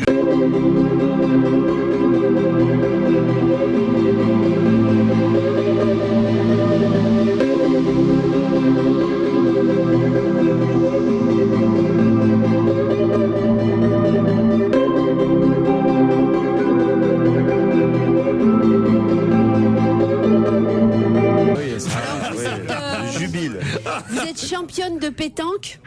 Championne non, mais c'est une vraie passion et je joue beaucoup. Est-ce qu'on vous reconnaît dans la rue? Oui, beaucoup. Beaucoup? Plus qu'à la radio en tout cas. On vous reconnaît dans la rue, c'est pas à cause de la pétanque. Non, c'est parce que j'ai un visage connu. Ça y est, est-ce que vous avez eu une émission de télévision qui est devenue culte? Oui. Voilà, je sais qui c'est. Ah, Valérie Mérès a avancé. Valérie a compris. Et écoutez ce dernier indice alors peut-être. Véronique et Davina. Je m'appelle Véronique, je m'appelle Davina. Tu t'appelles Véronique, tu t'appelles Davina. Davina et Véronique, Véronique et Davina. Et alors c'est laquelle? C'est Véronique, c'est Véronique. C'est Véronique qui va nous rejoindre. Effectivement, c'est l'invité d'honneur du jour. Et il est l'heure de retourner du côté du studio Merlin. On retrouve Laurent Ruquier, ses complices, on va gêner l'invité d'honneur qui a été trouvé, Dominique de Villèle. Véronique, à chaque fois on dit Véronique, de Véronique et Davina. Bonjour. C'est vrai que finalement, on retient rarement votre nom de famille. Hein. Véronique de Villèle, c'est bien ça ? Absolument. Et quand vous tournez au cinéma, au générique, il y a écrit Véronique de Villèle. Oui, bien sûr. Alors je suis quand même surpris, on va rediffuser Véronique Sandavina. Non, mais c'est le titre de mon bouquin. Véronique Sandavina ? Ouais, Véronique Sandavina. Vous voyez, j'étais pas au courant. Le premier indice. Tombé par terre, c'est la faute à Voltaire. Bah quand même, Véronique. C'est la faute à Rousseau. Enfin. Je ne suis pas notaire, c'est la faute à Voltaire. Vous n'avez pas joué dans Les Misérables de José Dayan ? Oui, mais c'était l'indice d'après. Pardon ? Quand vous avez parlé des... Ah oui. Oui, bien sûr. J'ai une très jolie réplique avec Gérard Depardieu d'ailleurs. Qu'est-ce que vous dites? Je sais pas, mais je non, mais j'ai un petit rôle qui est important quand même. J'ai tourné 10 jours à Prague avec lui. Mais alors dans le film de Lobby, rappelle-toi, il y a une, ça se passe dans un club de sport où je donne mes cours. Voilà, ça y est. Et voilà, et c'est moi qui donne les cours sur un vélo. Ça y est. Enfin voilà. Il y a eu le Requiem pour un con, ça c'était pour la bande originale du film Le Pacha. Il y a eu effectivement le film de Chantal Lobby avec la chanson de la Torre d'Amo, Mes mains sur tes hanches. Et puis c'est la partie de pétanque qui les a un peu perdus à un moment donné. Là, il faut dire. Non, mais c'est toi t'as relevé là-dessus. Moi, ça m'a. Ah oui. Oui, parce que je suis allée une fois à Marseille, là, au truc de la Marseillaise. Que je fais tous les ans. Et moi, autant j'aime bien jouer aux boules en vacances avec des potes, avec Carlito, autant là, oui, on est entre autres, autant là, il fait trop chaud et tout, et Véronique, elle gagne, elle. Véronique de Villèle est aussi membre d'honneur de la Fondation IFRAD. Alors, il faut que vous m'expliquiez ce que c'est que cette fondation et quel message vous avez envie de faire passer aujourd'hui. C'est très gentil d'en parler. La Fondation IFRAD est au départ une association qui lutte pour la recherche sur la maladie d'Alzheimer, qui est dirigée par le docteur de la Doucette et au comité scientifique le professeur Dubois, qui est une sommité. J'ai un rôle important parce que je suis près d'eux depuis le début de cette création. Et le but du jeu, c'est d'organiser des galas pour créer de l'argent et que cet argent aille à la recherche. Et puisque vous avez la gentillesse d'en parler, en septembre, il y a l'inauguration d'un énorme bâtiment au sein de la salle pétrière qui est justement pour la recherche sur la maladie d'Alzheimer et les maladies du cerveau, etc. Et le prochain grand gala aura lieu avec des artistes. Je peux pas en dire plus. Ce sera la première année qu'on fait ça. Des artistes que tout le monde connaît, très très connus. Ce sera à l'Opéra Comique et ce sera le jour de la journée mondiale de la maladie d'Alzheimer, le 21 septembre. 21 septembre, à la rentrée, on aura l'occasion évidemment d'en reparler. Véronique, est-ce que vous avez déjà croisé Titoff dans un de vos cours? Je parle pas la nuit. Je connais Titoff, j'ai croisé Valérie qui prenait mes cours, qui est un peu abandonnée, c'est dommage parce qu'elle était vachement bien. Tu voulais me chambrer, c'est Valérie qui se Elle était hyper bien, elle a arrêté tout d'un coup. Je suis partie en tournée, alors quand je pars en tournée, et puis c'est pas à côté de souplesse, musculation, abdominaux, étirements, placement du dos. Je devrais venir vous voir, moi aussi. J'ai une spécialité qui s'appelle la barre au sol, un cours que je donne. Moi aussi, je connais bien ça. Il y a des mecs qui ce sont des étirements, exactement ce que Laurent vient de dire, étirements, souplesse, musculation. Non, c'est le sol. Non, la barre, c'est si tu fais au sol. La barre, c'est pas ça, Isabelle. La barre, c'est si tu fais pas tes étirements, c'est pour te taper avec. Mais c'est un cours que je donne depuis 30 ans. Donc j'ai énormément de 30 ans que vous donnez ces cours. 30 ans tous les jours. Au Hall, c'est il y a 8 clubs parisiens, les clubs Vital pour ne pas les citer, et moi Davina va au Hall, moi je fais tous les autres. Parce qu'elle aussi elle continue. Et comment? Elle fait du yoga. Elle fait yoga, relaxation, sophrologie, méditation. Elle a des cours extraordinaires qui sont bourrés à craquer, comme les miens d'ailleurs. Et ça depuis 30 ans. Mais vous donnez jamais plus de cours ensemble? Ça nous arrive quelquefois. Gaspard Proust n'a l'air de rien là, comme ça dans son coin. Non, c'est vrai, il a l'air de rien. Il dit rien, mais c'est un grand sportif, Gaspard. Il y a une masse musculaire sous la veste. C'est très très impressionnant, extrêmement impressionnant. Bon après, j'ai pas tout suivi parce que j'étais en train de réfléchir à Alzheimer. Je me suis dit qu'une personne atteinte d'Alzheimer, je me demandais s'ils étaient exonérés du devoir de mémoire. Donc ça n'avait pas beaucoup de rapport. Après, c'est vrai que moi j'adore tout ce qui est fluo, les collants, sauter, faire des gestes, c'est très festif et moi je me sens vachement bien, surtout quand je fais pas ça. Vous venez comprendre mes cours alors? C'est comme ça chez vous? Non, on saute pas, je te dis, on est couché par terre. Puis après le yoga, tout ça, mais ça m'intéresserait, mais moi ça me stresse énormément le yoga, parce que comme je sais que je dois être déstressé, ça me stresse, donc j'ai l'impression qu'on m'impose un truc, donc je sors d'une séance de yoga, je suis angoissé, vous avez pas idée. Je vais aussi, j'ai essayé d'aller dans les salles de sport. Je vais beaucoup, mais ce que je préfère dans les salles de sport, c'est le hammam. Oui. Voilà. L'autre fois, je suis resté trop longtemps, j'ai marché sur ma couille en marchant. Voilà. On se retrouve dans un instant avec Véronique. Profitez bien des dernières minutes d'On va gêner. Sur Europe 1, on retrouve Laurent Ruquier, ses complices du jour et l'invité d'honneur, vous connaissez sous Véronique et Davina, mais elle se nomme Véronique de Villèle. Notre invité d'honneur jusqu'à 18h30, c'est Véronique de Villèle, pionnière du fitness.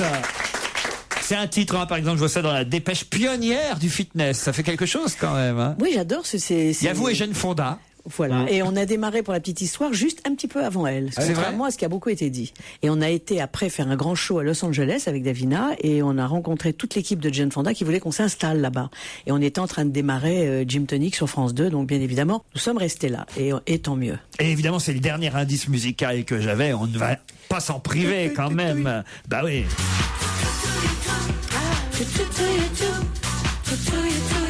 Allez, tous dans la douche. Un Gaspard. Oui. Vous allez bien me tripoter là-dessus, mon salaud. Un Gaspard. J'en ai cherché du savon là-dessus.